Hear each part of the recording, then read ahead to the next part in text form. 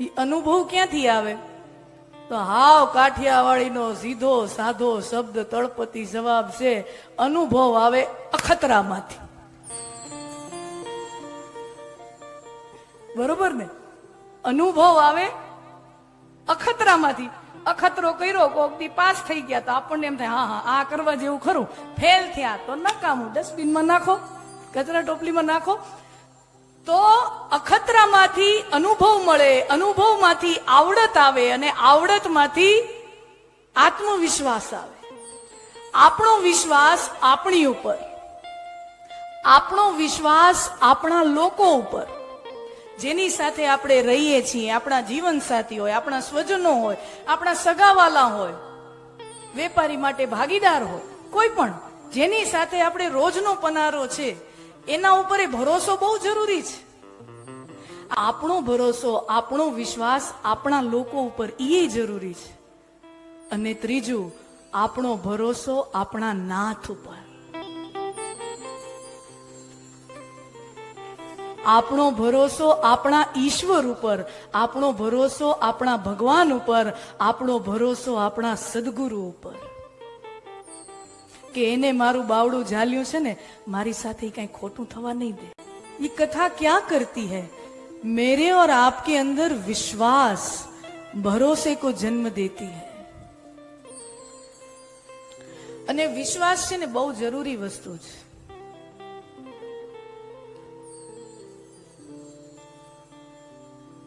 ગુરુ કૃપાથી રોજ એક એક શબ્દ મળતો જાય. ગઈકાલે કીધું કે જીવનમાં ઉત્સાહ બહુ જરૂરી છે. ગઈકાલે કથા યાત્રાનો પ્રારંભ કર્યો ત્યારે સરસ મજાની વાતથી શરૂઆત કરી. ઉત્સાહો બલવાનાર્ય. જીવનમાં સૌથી મોટું બળ કોઈ હોય તો એ ઉત્સાહ છે, રસ છે.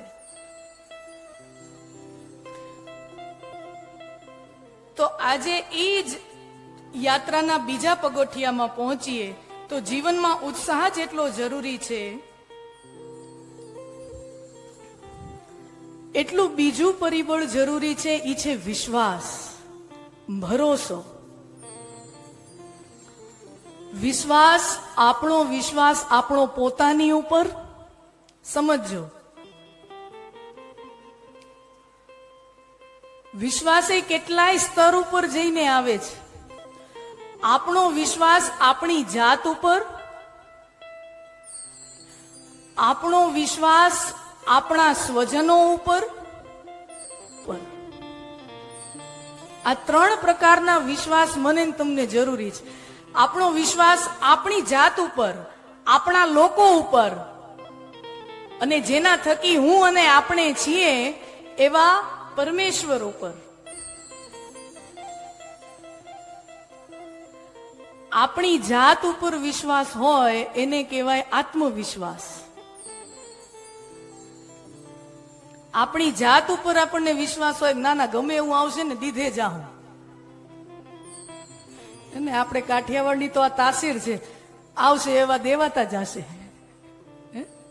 આપણી તો આ તાસીર છે, આવે એવું જોયું જાય, દેવાતા જશે. ये क्या है? अपना विश्वास है कि गમે એવી પરિસ્થિતિમાં હું હઈશ, રસ્તો નીકળી જશે. આપણો વિશ્વાસ આપણી ઉપર, એ આત્મવિશ્વાસ. અને આ એવો આત્મવિશ્વાસ છે જેના ઇન્જેક્શન ન મળે. બીજી બધી વસ્તુની ખામી હોય ને, લોહીમાં વિટામિનની ખામી હોય, લોહ તત્વની, આયરનની ખામી હોય, આની ખામી, તેની ખામી, દરેક વસ્તુની ખામી હોય ને તો એના ઇન્જેક્શન આવે, એની દવાઓ આવે. પણ અહીંયા જીગરો ન હોય, આત્મવિશ્વાસ ન હોય ને, એના ક્યાંય ઇન્જેક્શન ગોઈતા ન જડે. ઈ કુદરતી દેન છે. જીગરો હોય તો હોય, અને બાકી ન હોય એને તમે ગમે એટલા પંપ ભરેવા રાખો,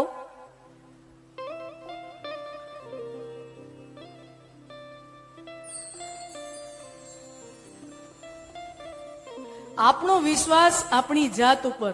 અને આપણો વિશ્વાસ આપણી જાત ઉપર ક્યાં? ઘણી વખત કોલેજોમાં ક્યાંક વ્યાખ્યાન આપવા જવાના હોય ને તો ત્યાં ખાસ કરીને પૂછે કે આવી રીતે આમ બાળકોની અંદર, યુવાનોની અંદર, બધાની અંદર કોન્ફિડન્સ આવે એના માટે શું કરવું જોઈએ, આત્મવિશ્વાસ આવે એના માટે આ વારંવાર પ્રશ્નો આવે. હવે જો આની કઈ દવા હોય ને, ઇન્જેક્શન હોય ને, ભણાવ્યા પાઠ આ કઈ ભણાતા છે ને, જે સીધી સાદી આપણા વડીલો પાસેથી, આપણા સદગુરુ પાસેથી આપણે સાંભળવું હોય, ગુરુ કૃપાથી આપણને પ્રસાદી મળી હોય, આત્મવિશ્વાસ કેમ આવે? તો કે આત્મવિશ્વાસ આવે અનુભવમાંથી, આત્મવિશ્વાસ આવે આવડતમાંથી. આવડત હોય ને માણસમાં તો એને પોતાની જાત ઉપર ભરોસો આવી જાય. કોઈ બેન હોય ને, સરસ મજાની રસોઈ આવડતી હોય ને, સરસ, અને બપોરનું જમવાનું ટાણું થયું હોય, 1 વાગ્યા હોય, અને ધણી અચાનકથી તમને કીધા વગરના 2-3 મહેમાનને એમને લઈ આવે, ભોજનનો સમય હોય ને, તમે તો ઘરના જે 4-5 માણસની રોજિંદી રસોઈ બનતી હોય એટલી જ તમે બનાવી હોય, બરાબર. સાહેબ લઈ આવ્યા 2-4 મહેમાનને કીધા વગરના. પણ જે સ્ત્રીને પોતાની રસોઈ કળામાં આવડત હોય ને, એને એમ ભરો હોય, હા કાંઈ વાંધો નહીં, દાળમાં થોડુંક સમારકામ કરીને દાળ પૂગી જાહે, શાકનું થોડુંક ઓપરેશન કરીને શાક પૂગી જાહે. થાય કે નહીં? શું કામ? કારણ કે એને પોતાની આવડત ઉપર વિશ્વાસ છે, એની અંદર આવડત છે કે થઈ જશે. આવડત છે તો એમાંથી વિશ્વાસ જન્મે. તો હવે તમને એમ થાય કે આવડત ક્યાંથી જન્મે? ઈ આવડત ક્યાંથી આવે? આવડત આવે અનુભવમાંથી. કરતા જાઓ, કરતા જાઓ, કરતા જાઓ, કરતા જાઓ, એટલે ઈ આવડત થાય, અનુભવમાંથી આવડત થાય. કરતા જાઓ, કરતા જાઓ, કરતા જાઓ, કોઈ પણ કામમાં મથિયાર્યો એટલે આવડત આવી જાય. અને તો હવે પ્રશ્ન થાય કે અનુભવ ક્યાંથી આવે? ઈ અનુભવ ક્યાંથી આવે? તો હાવ કાઠિયાવાડીનો સીધો સાધો શબ્દ તળપતિ જવાબ છે, અનુભવ આવે અખતરામાંથી. બરોબર ને? અનુભવ આવે અખતરામાંથી. અખતરો કર્યો, કોક દી પાસ થઈ ગયા તો આપણને એમ થાય હા આ કરવા જેવું ખરું. ફેલ થયા તો નકામું, ડસ્ટબિનમાં નાખો, કચરા ટોપલીમાં નાખો. તો અખતરામાંથી અનુભવ મળે, અનુભવમાંથી આવડત આવે, અને આવડતમાંથી આત્મવિશ્વાસ આવે.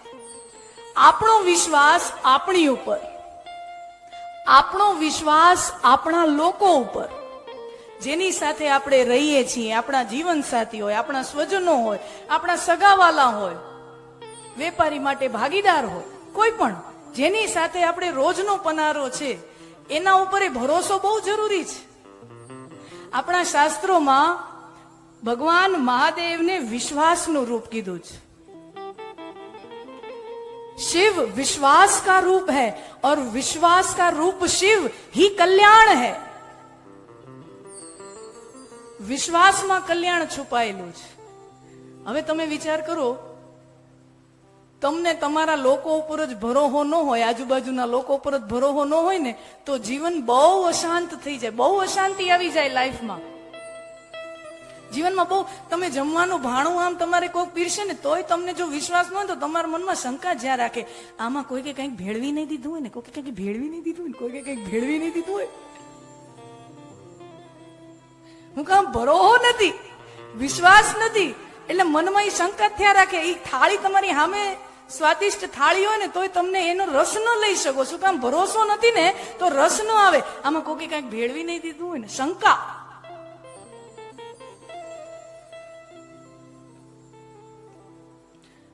તમે જેની સાથે રહ્યો છો એના ઉપર તમને વિશ્વાસ ન આવે તો તમારું જીવન કેટલું બોજરૂપ થઈ જાય, કેટલું બોજીલ થઈ જાય, અશાંતિ આવી જાય.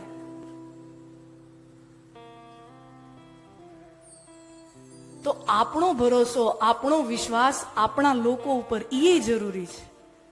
અને ત્રીજું, આપણો ભરોસો આપણા નાથ ઉપર. આપણો ભરોસો આપણા ઈશ્વર ઉપર, આપણો ભરોસો આપણા ભગવાન ઉપર, આપણો ભરોસો આપણા સદગુરુ ઉપર.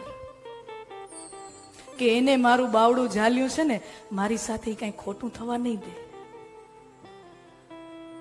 આપણા ઉપર વિશ્વાસ હોય એને કોન્ફિડન્સ કહેવાય, આપણા લોકો ઉપર વિશ્વાસ હોય એને ટ્રસ્ટ કહેવાય, અને ઈશ્વર ઉપર વિશ્વાસ હોય એને ફેથ કહેવાય. ભરોસો બહુ મોટું બળ છે. ભરોસો બહુ મોટી તાકાત છે.